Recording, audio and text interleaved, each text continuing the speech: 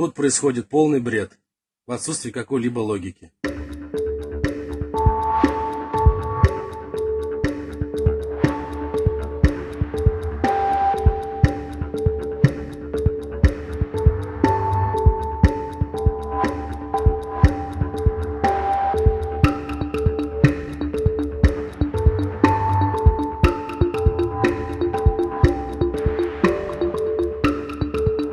Алар бит мобилизацияланганнар, үзләрен һөҗүмгә җибәргәннәр. Берсе дә тактиканы белми, җиһазлар юк, кием юк. 6 февральдә инде беренче кеше һәлак булды. Һөҗүм бригадасының киемнәре дә махсус булырга тиеш. Безнекеләрдә андый бронежилетлар да юк. Алар блиндажларда 10-11 көн ята. Запаста берничә 30 патронлы магазиннар бирелә дә, шуның белән тәэмин итү бетте. Әмма алар күпмегә җитә соң? Просим разобраться военную прокуратуру и другие причастные органы в причинах отсутствия артиллерийских орудий и техники для выполнения боевых задач.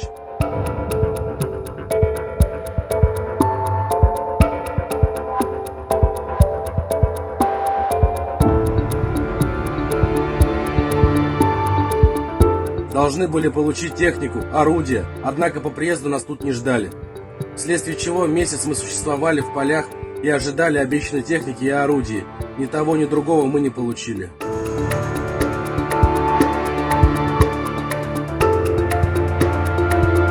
За 2 дня времени нас ознакомили с штурмовым делом и отправили на передовую, в штурм. Там остались наши товарищи, чьи тела забрать не дали возможности.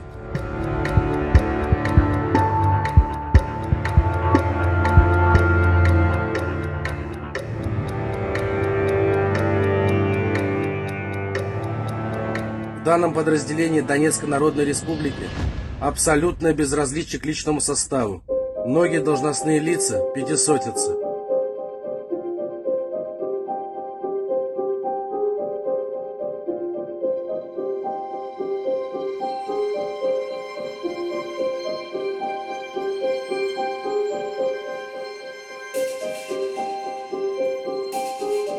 Улым исән калыр өчен машинага йөгерергә кирәк ди.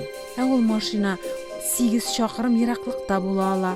Анда ДНР командиры акыра, һөҗүм итәргә әмер бирә. Котышкыш хәлләр. 3-нче бригададан 8 кешедән 1 кеше исән калган. Калганнары сугыш кырында һәлак булган. Мәйетләрне чыгарып булмый. Кайчан кайтарырлар аларны? Билгесез. 1 ай узармы, 2 аймы, мәйетләр ята.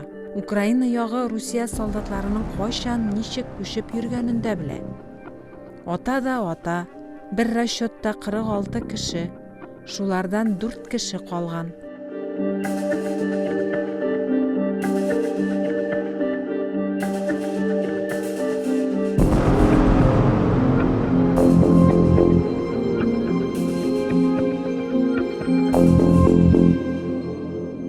Слова Верховного Главнокомандующего, уважаемого Владимира Владимировича, тут ни во что не ставят.